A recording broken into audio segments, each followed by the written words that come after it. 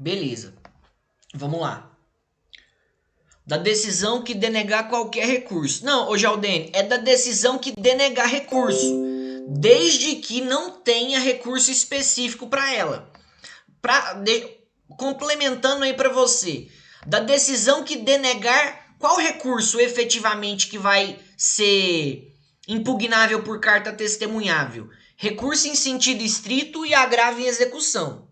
Tá? Então, se até você quiser anotar, da decisão que denegar qual recurso? Reze e agrave em execução.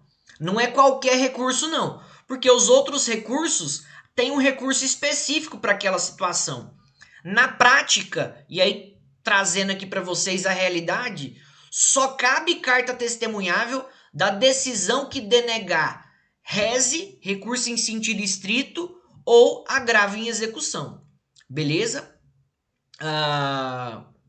Mas aqui no Código de Processo Penal, eles colocam só da decisão que denegar recurso. Aqui, se você for pegar aqui o 639, dá-se carta testemunhável da decisão que denegar o recurso. Mas qual recurso? No caso aqui, eu estou falando para vocês de forma efetiva, tá? De forma real. Qual recurso? Reze, recurso em sentido estrito, e agravo em execução, tá? E agravo em execução. Vamos lá. Continuando. Essa é a primeira situação, essa é a primeira hipótese que cabe reze. Perdão, essa é a primeira hipótese que cabe carta testemunhável. Qual que é a segunda hipótese que cabe carta testemunhável? A segunda hipótese que cabe carta testemunhável é da decisão que admite o recurso, mas impede o seu prosseguimento para o juiz adquém. Então, a segunda situação de cabimento da carta testemunhável é a decisão do juiz, no caso o tribunal, que recebe o recurso, admite o recurso, só que impede o seu prosseguimento, impede de ir para o juízo adquém. Ou seja, nesse caso, cabe carta testemunhável da decisão que obsta o prosseguimento, no caso de um recurso, especificamente em relação ao agravo e execução e o reze, tá bom? Então, a segunda situação de cabimento da carta testemunhável é justamente da decisão que, a priori, primeiramente, recebe o recurso, admite o recurso, mas obsta o seu prosseguimento para o juiz adquém. Por falar que existe algum tipo de irregularidade, por falar que falta algum tipo de formalidade impedindo esse recurso de subir para o juiz adquém. Então é o seguinte, quais que são as hipóteses de carta testemunhável? Cabe carta testemunhável da decisão que denega o recurso, ou seja, da decisão que nega o recurso, no caso aí da decisão que não recebe, né, vamos colocar assim, e da decisão que recebe o recurso, mas impede o seu prosseguimento para o juiz adquém. Deixa eu só lembrar para vocês o seguinte, vamos diferenciar aqui juiz acó do juízo adquém. O juiz acó é aquele juízo inicial. Gilmar, um exemplo é quando recebe o recurso, mas impede ele de prosseguir por faltar algum tipo de formalidade ou por haver algum tipo de irregularidade no recurso. Tá bom? Lembrando aqui, tem o juiz acó e tem o juiz adquém, certo? O juiz acó é aquele juiz inicial, é onde o processo se inicia e é contra aquela instância que cabe recurso. Nessas situações aqui da carta testemunhável, perceba que tanto a decisão que denega o recurso quanto a decisão que recebe o recurso, mas impede o seu prosseguimento, tudo isso acontece no juiz acó. Tudo isso acontece no juiz acó. Porque vamos lembrar o seguinte, gente. Quando é proferida uma decisão, tá? Quando, por exemplo, um juiz criminal dá uma condenação para o réu. Onde que é interposto o recurso? Onde que é interposto o recurso? No juiz acó ou no juiz adquém?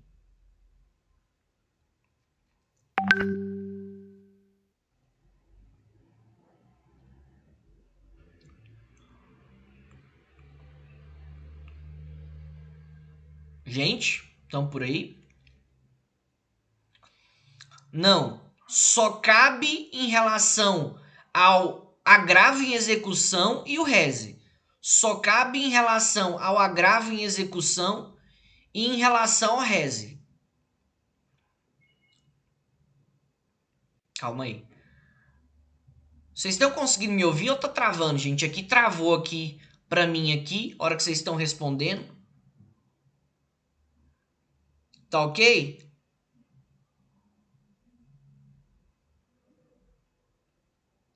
Tá. Vamos lá. Vamos colocar aqui a situação aqui que o Gilmar colocou. Gilmar, quando tem algum tipo de irregularidade formal, vamos supor que o recurso não está instruído de acordo com os documentos necessários, por exemplo, o juiz ACO fala que não tem documentos necessários para que suba o recurso, por exemplo.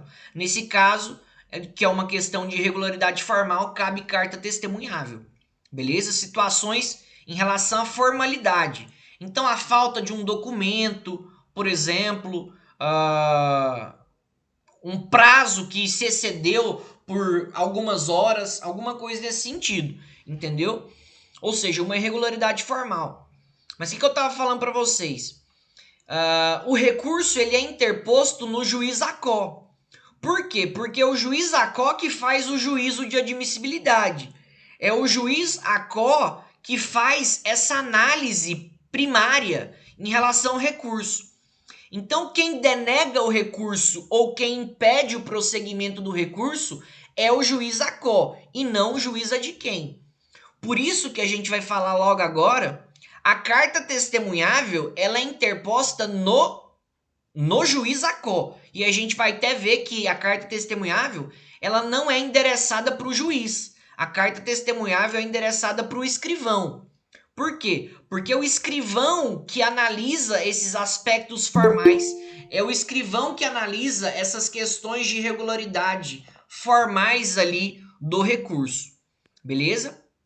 Então, só queria falar para vocês que nessas situações aqui de cabimento de carta testemunhável, da decisão que denega o recurso ou da decisão que recebe o recurso, mas impede o segmento para o juiz adquém, tanto essa denegação, tanto esse negar o recurso, quanto esse impedir o prosseguimento do recurso para o juiz adquém, quem faz é o juiz ACO. E mais do que isso, já vou antecipar, quem faz isso é o escrivão. Quem faz isso é o escrivão. Não sei se vocês já, quem teve a oportunidade de entrar numa vara criminal, vou falar aqui, né? Não fiquem bravos comigo, tá, gente? Mas assim, gente, quem faz tudo é o escrivão, pô. Quem faz tudo é o pessoal da escrivania. O juiz, ele só assina. Assim, não sei se tem alguém que trabalha com o juiz, às vezes vai ficar bravo de eu estar falando isso, mas a realidade é essa, tá, gente? O juiz, ele só assina. Quem cuida de todos os aspectos formais é o pessoal da escrivania. É o escrivão ou assessor do juiz, tá bom? E aí, para deixar claro, essas duas decisões, elas valem somente em relação ao reze e o agravo em execução, tá? Então, assim, sistematicamente, cabe carta testemunhável justamente da decisão que denega ou obsta prosseguimento do agravo em execução e do reze, tá? São os únicos recursos, agravo em execução e reze, da qual cabe carta testemunhável. Os outros recursos não cabe carta testemunhável, beleza? Vamos continuar. Em relação à apelação, eu já falei, né? Se acontece a denegação de uma apelação, aí nesse caso cabe recurso em sentido estrito. E aí, vou até dar um exemplo para vocês aqui. Imagina que um juiz, Dr. Decildo, tenha condenado um réu, beleza? Nesse caso, cabe apelação, certo? O réu vai e apela. Vamos supor que o juiz ACO ele tenha negado a apelação, ele não tenha recebido a apelação. Se acontece uma negativa de apelação, cabe qual recurso? Rese, recurso em sentido estrito. Aí vamos supor que então a parte entra com rese para fazer subir a apelação. A parte entra com rese para fazer com que a apelação suba. Só que acontece que o rese também não é recebido. Acontece que o rese também é denegado. Aí já cabe o quê? Aí já cabe carta testemunhável, tá? Então queria que vocês não esquecessem isso, tá? Da denegação da apelação cabe rese, cabe recurso em sentido estrito. Da denegação de rese ou de agravo em execução, cabe carta testemunhável. Beleza? Vamos lá. Vamos continuar aqui. Vamos ler o artigo 640. Antes de mais nada, eu já queria falar justamente isso que a gente vai ler aqui. O rese, ou perdão, a carta testemunhável, gente, ela não é endereçada ao juiz. A carta testemunhável, ela não é endereçada ao juiz. A carta testemunhável é endereçada ao escrivão. A carta testemunhável é endereçada ao escrivão. Pode parecer estranho? Pode parecer estranho, mas não é. Por que a carta testemunhável é endereçada ao escrivão? Porque é o escrivão que cuida das formalidades do processo. É o escrivão, é o cara que trabalha lá na escrivania, que sabe tudo daquele processo e por algum motivo ele obstou o prosseguimento daquele recurso ou ele fundamentou a denegação daquele recurso.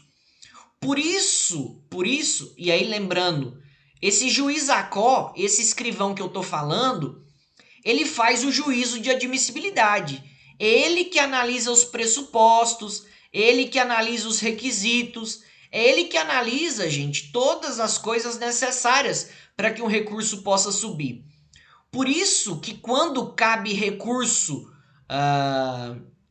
da decisão denegatória de recurso ou cabe recurso da decisão que obsta o prosseguimento do recurso, por isso que cabe carta testemunhável ao escrivão, porque ele é o responsável por aquilo, é ele que analisou as formalidades, é ele que fez o juízo de admissibilidade e no caso foi um juízo de admissibilidade negativo.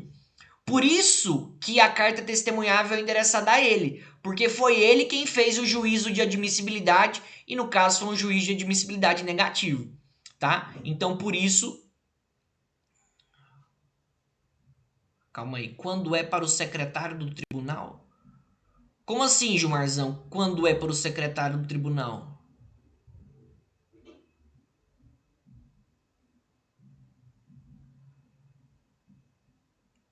Entendi, mas eu não entendi a pergunta de cima. Quando é para o secretário do tribunal?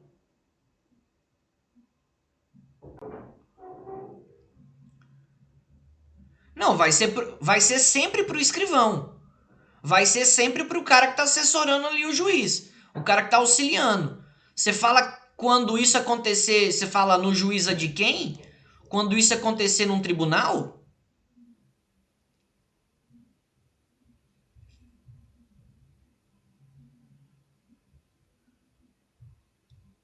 Se acontecer em segundo grau, vão ter os escrivãos dos desembargadores. Não sei se é isso que você está querendo perguntar. Se for para o segundo grau, se acontecer isso que eu estou falando, uma hipótese de denegação de recurso, obstar o prosseguimento do recurso em segundo grau, no juiz de quem, vai para o escrivão daquele desembargador. Vão ter vários escrivãos.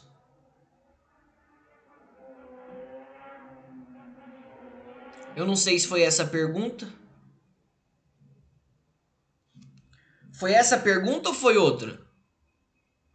Mesmo se for para o tribunal, vão ter os escrivães lá. Vão ter os escrivães lá. Não, continua sendo para os escrivães. Tá? Vão ter outros escrivães lá no tribunal. Vamos lá. Então vamos lá para o artigo 640. O que o artigo 640 diz? A carta testemunhável será requerida ao escrivão ou ao secretário do tribunal. Aqui, Gilmar, agora entendi o que você está perguntando. Você está falando sobre o artigo 640. É a mesma coisa, Gilmar. O secretário do tribunal ele tem a mesma função que o escrivão. É só nomenclatura diferente. É porque um está em primeiro grau, outro está em segundo grau. Mas é a mesma coisa. Mas é por causa que lá no tribunal, especificamente, vai ter um escrivão específico para o tribunal. Entendeu? Aí ele é chamado de secretário do tribunal, mas dá na mesma. É só questão de nomenclatura. Os dois fazem a mesma coisa. Era isso que você estava perguntando? Do artigo 640?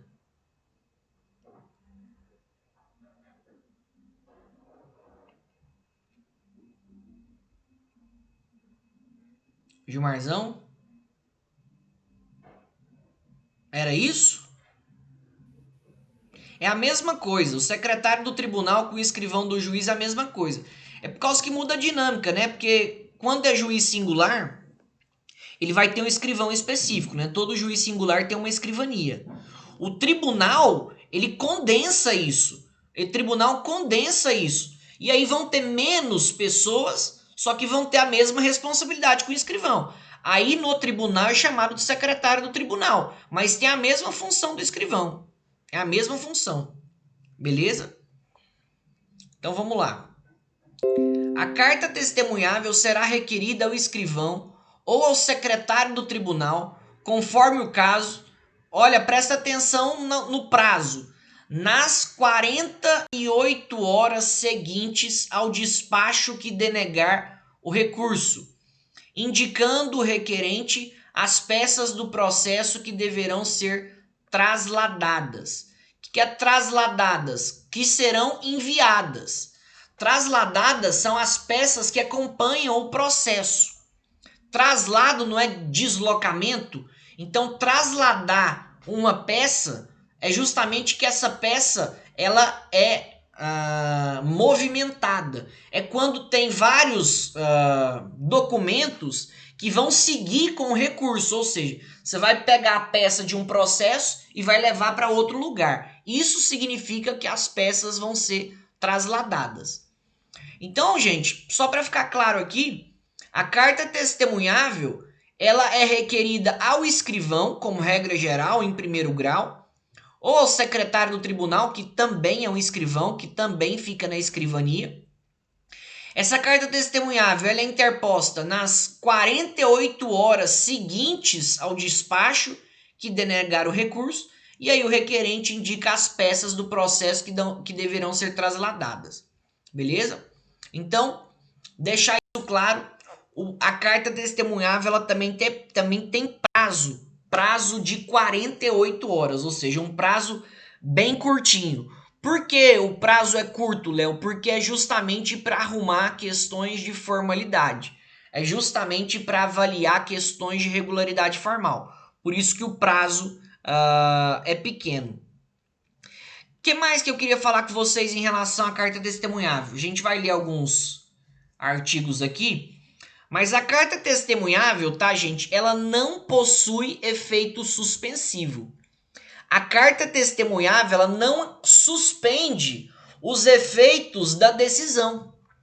A carta testemunhável ela não suspende os efeitos daquela decisão que denegou o recurso. Ou seja, a carta testemunhável ela não vai possuir efeito suspensivo. Por isso que alguns autores dizem que a interposição da carta testemunhável não impede o prosseguimento do processo ou eventual execução de sentença condenatória.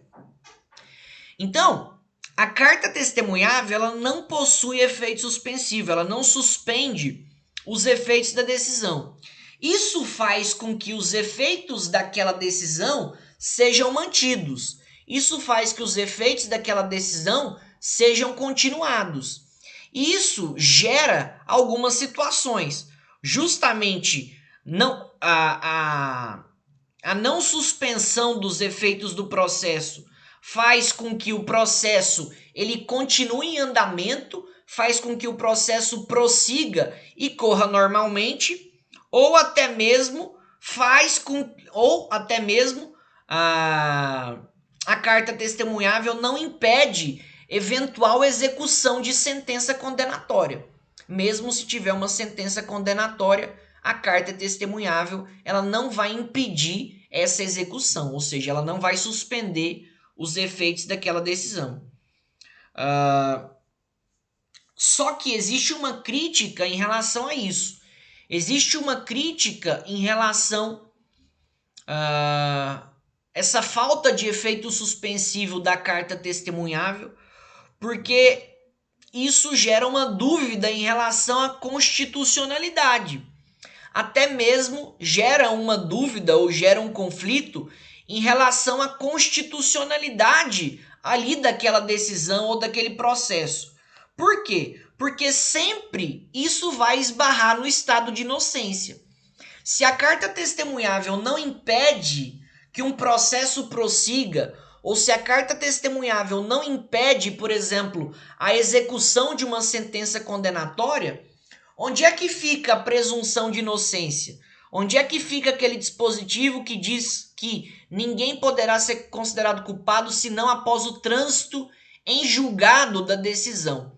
Ou seja, essa falta de efeito suspensivo da carta testemunhável, ela é muito criticada pela doutrina, justamente porque ela bate de frente com o chamado estado de inocência, ou princípio, né, do estado da inocência.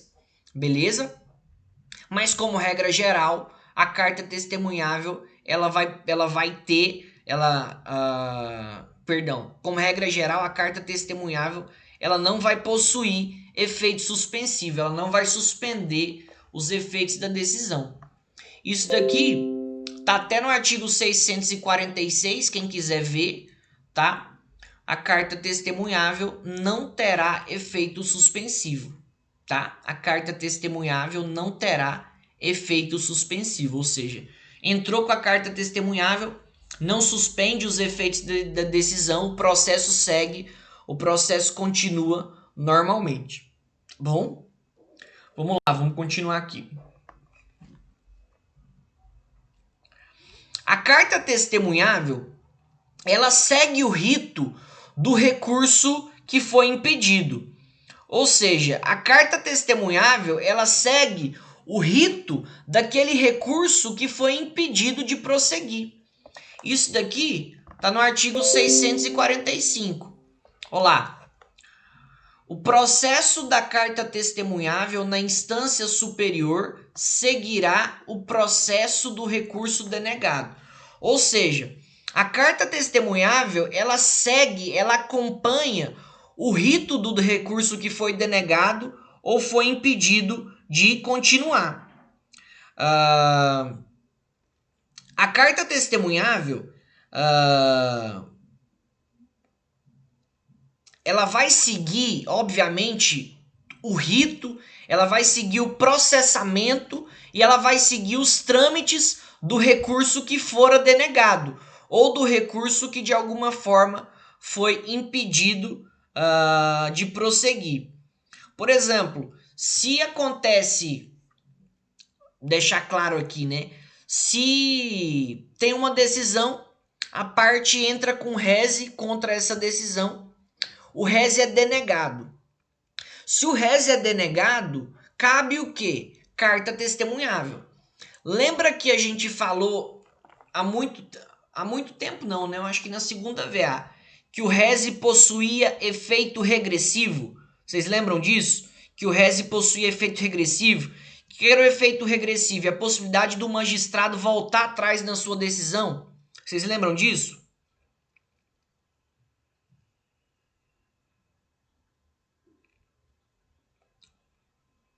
Vocês lembram disso, gente? Efeito regressivo. O magistrado dá uma decisão, mas ele pode voltar atrás naquela decisão. Ele pode regredir, né, entre aspas, no tempo e mudar a sua decisão. Ou seja, ele tem quase que um direito de arrependimento. A carta testemunhável, como ela vai seguir o rito do rese ou do agravo em execução, teoricamente, a carta testemunhável ela vai ter efeito regressivo. Então é importante chegar nessa conclusão. Já que a carta testemunhável ela segue o rito, ela segue o processamento dos recursos que foram denegados ou impedidos de prosseguir, e estes são rese, em agravo e execução, necessariamente a carta testemunhável vai ter efeito regressivo. O juiz que der uma... No caso, o juiz não, né? O escrivão. O juiz que der uma decisão na carta testemunhável, ele pode voltar atrás da sua decisão e mudar o seu entendimento, tá? Então, deixar claro que carta testemunhável tem efeito regressivo e faz necessariamente segue o rito dos recursos denegados. E os recursos que são cabíveis para a carta testemunhável são justamente rese e agravo em execução. Beleza? Deixa eu ver se tem algum outro artigo aqui importante para a gente ler.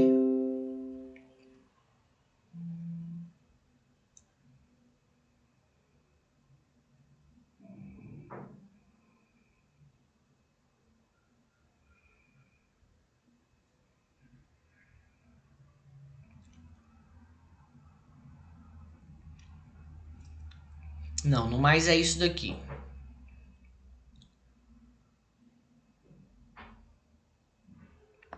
Então, em relação aos efeitos, queria que vocês soubessem. Carta testemunhável não tem efeito suspensivo e a carta testemunhável tem efeito regressivo. Ela segue o rito dos recursos denegados. No caso, rito do rese ou rito do agravo em execução. Beleza? Lembrar, carta testemunhável é endereçada ao escrivão e o prazo para a carta testemunhável é de 48 horas. Beleza? Vamos lá, vamos falar sobre agora o agravo em execução. Agravo em execução que está lá no artigo 197 da LEP, no artigo 197 da Lei de Execução Penal. Deixa eu abrir aqui.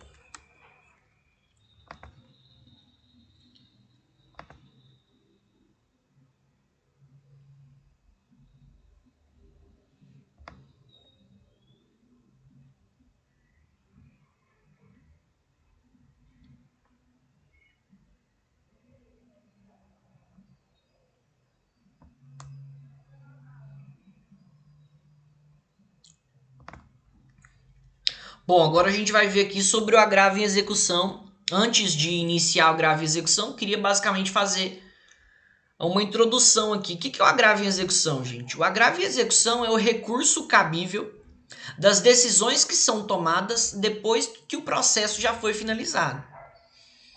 É o recurso cabível daquelas decisões que são tomadas na fase de execução penal. Vocês entendem isso, gente? A fase de execução penal? Vocês entendem que a fase de execução penal é a fase de cumprimento da pena? Significa que o processo já acabou, o processo transitou em julgado e agora o cara tá lá cumprindo pena. Vocês entendem isso? Certo?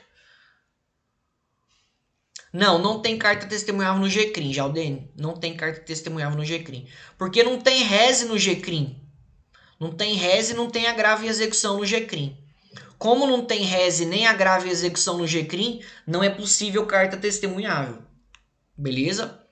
Lembrando que a carta testemunhável ela só vai caber quando houver denegação e impedimento de recursos. E no caso específico, do agravo em execução e do recurso intidistrito. Não tem rese no GCRIM, não tem recurso intidistrito no GCRIM e também não tem agravo em execução no GCRIM. Beleza? Por isso, obviamente, e por consequência, não vai ter carta testemunhável. Beleza? Então, gente, essa fase de execução penal, o cara já pegou a pena e o cara tá lá cumprindo a pena. Imagina, o cara pegou 10 anos de pena. Aí passou 2 anos. Ele tá lá na execução de pena, ele tá lá no cumprimento da pena dele. Só que podem acontecer decisões dentro da execução da pena. Podem acontecer decisões do juiz, e aí eu digo de qual juiz? Aí é o juiz da execução penal. Aí já é o juiz da execução penal. Então pode haver decisões do juiz da execução penal relativos ao réu. Imagine que o réu ele tenha direito de progredir de regime. Ele está indo para o fechado, para o semiaberto. E o juiz nega. Vamos supor que o juiz nega essa progressão de regime. É uma decisão desfavorável ao réu. Cabe qual recurso? Cabe agravo em execução. Cabe agravo em execução. Certo? Imagine que o réu tenha feito, tenha tomado uma falta grave lá dentro da execução penal. E o juiz tenha mandado o réu lá para o RDD, para o regime disciplinar diferenciado. Dessa decisão vai caber agravo em execução. Ou seja, de todas as decisões que forem tomadas na execução penal, vai ser cabível o chamado agravo em execução. Ele é o recurso competente para as decisões que forem tomadas na fase de execução penal. Ô Gilmarzão, tanto em pena privativa de liberdade ou restritiva de direito, em que sentido? Na restritiva de direito ele vai estar cumprindo pena de qualquer jeito, né? Só houve conversão. Só houve conversão em pena privativa de liberdade para pena alternativa. Não vale para as duas, na fase de execução penal. Na fase de execução penal. Ou numa pena privativa de liberdade, que é a mais comum, ou numa pena restritiva de direito. Lembrando que a pena restritiva de direito é uma pena alternativa. É a pena alternativa.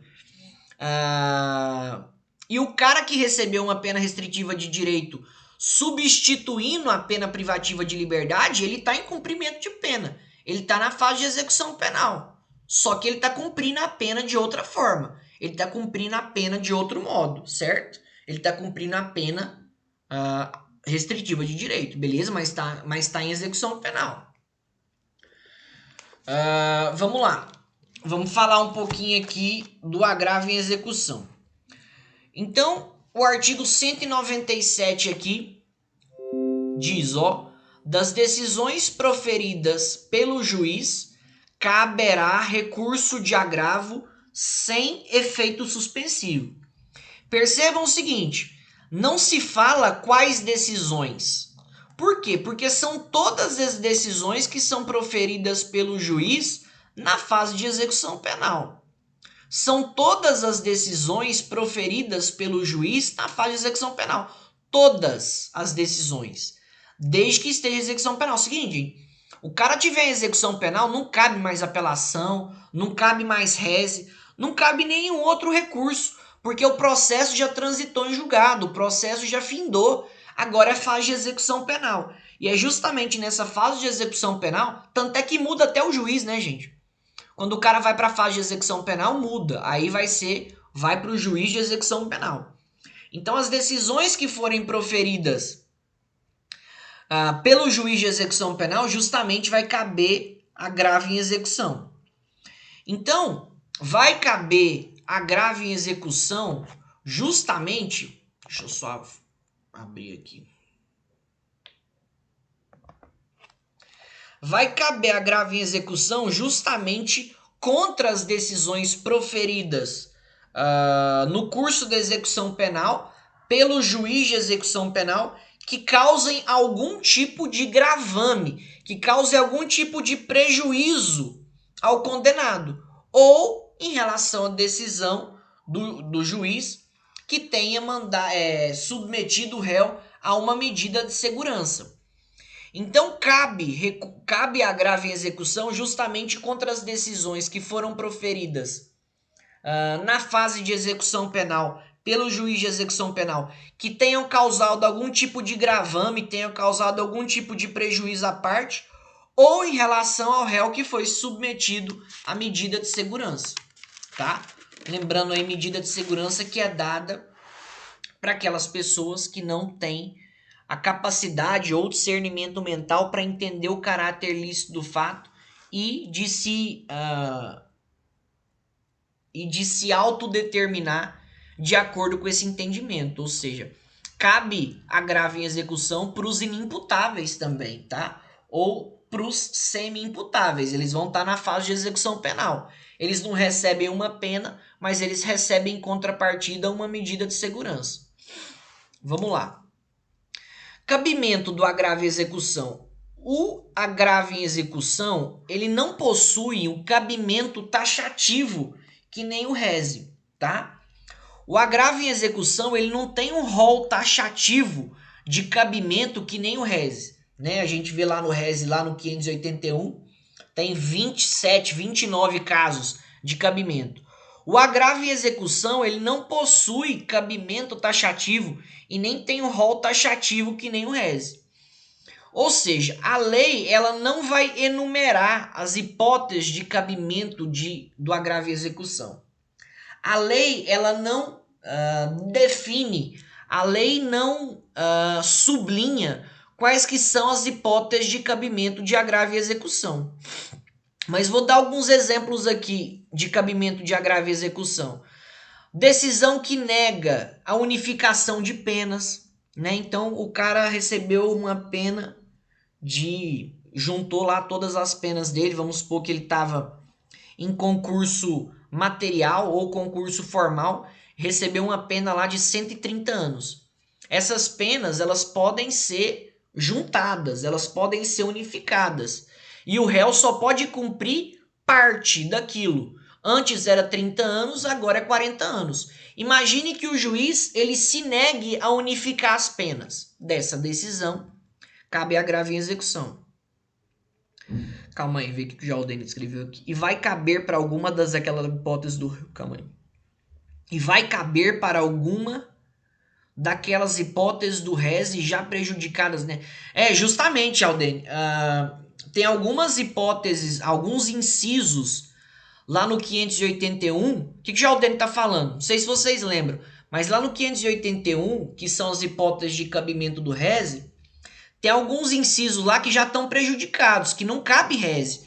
Por quê? Porque a fase do processo é outra, a fase é de execução penal. E aí vai caber justamente agravo e execução disso. E aí tem algumas hipóteses lá, que a gente até falou quais que são, que não cabem rese, cabe, na verdade, agravo e execução. Para saber se cabe agravo e execução ou rese, gente, é só pegar um momento. Se o processo ainda está correndo, se o processo ainda não finalizou, rese ou apelação. Se o processo já finalizou, está na fase de cumprimento de pena, está na fase de execução penal, aí é agravo em execução. Outras hipóteses aqui de cabimento aqui do agravo em execução. Decisão do juiz que nega a progressão de regime, né? O juiz nega que o réu vá do semiaberto para o aberto. Decisão do juiz que nega a saída temporária, né? O réu tem direito a saídas temporárias durante o ano. Então, por exemplo, né, no Natal, em datas comemorativas, ele pode se ausentar, obviamente com escolta policial, mas ele tem direito. Tem direito, alguém da família do réu morre, ele tem direito de ir no enterro. Se o juiz nega essas saídas temporárias, vai caber agravo em execução.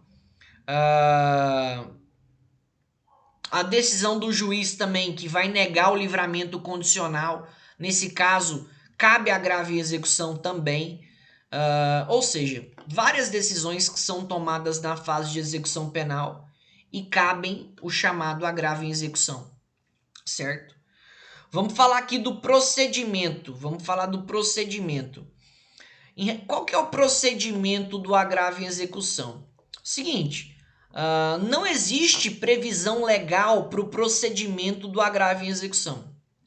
Deixar isso claro, não existe previsão legal expressa do cabimento do agravo em execução. Ou seja, o agravo em execução ele vai seguir o mesmo rito e as mesmas formalidades do rese.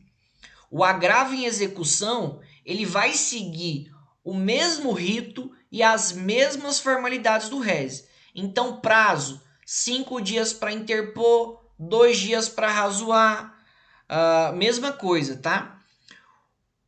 Muitos até falam, né? Muitos doutrinadores falam que o agravo em execução é o rese na execução penal. É o rese na fase de cumprimento de pena, tá? Então, o agravo em execução, como não tem previsão legal, como não tem disciplina legal em relação às formalidades, em relação aos procedimentos, o agravo em execução ele vai seguir o mesmo rito e a formalidade do reze. A mesma coisa, prazo de 2, né, como eu falei, prazo de 2 dias para interpor e prazo de 2 dias para razoar. Isso daí, quem quiser anotar, tá até na súmula 700 do STF. Isso já foi até questão de segunda fase da OAB penal. Qual que é o prazo para interposição do agravo em execução? Súmula 700 do STF, tá? Súmula 700 do STF. E também, como segue o mesmo rito e o mesmo procedimento do recurso em sentido estrito, o agravo em execução ele também tem efeito regressivo. Ele também admite o chamado juízo de retratação, tá? Então, tudo que o reze tem, o agravo em execução vai ter. O agravo em execução é como se fosse o espelho do reze, tá? O agravo em execução é o espelho do reze. Tudo que tem no reze vai ter no agravo em execução. Então, fica atento aí com essa súmula, que é a 700 do STF. Beleza? Então, bacana. Gente, então é isso. Eu vou parar por aqui, porque a aula que vem a gente vai ver sobre ROC, Recurso Ordinário Constitucional. E aí a terceira aula, a nossa próxima, a gente vai ver sobre HC, sobre habeas corpus. E eu quero fazer umas pecinhas com vocês. Pelo menos a gente vê e explicar algumas coisas em relação à peça. Então a gente para em relação a esses recursos aqui, carta testemunhável e agravo em execução. Semana que vem a gente vê ROC, Recurso Ordinário Constitucional. E aí eu já quero, a partir da semana que vem, a gente já vê umas peças, tá? A gente já vê umas peças, explicar para vocês como que fazem essas peças. Fazer um reze, fazer uma apelação, fazer uma agravo em execução. E na última semana, a gente estuda HC, habeas corpus, e vê um pouquinho também de revisão criminal. Beleza? Eu vou parar aqui para a matéria não se encerrar, porque a nossa matéria já está bem curtinha.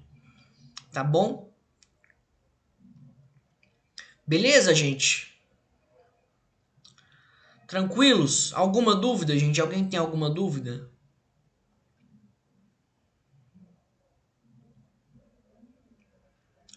Alguma dúvida, algum questionamento?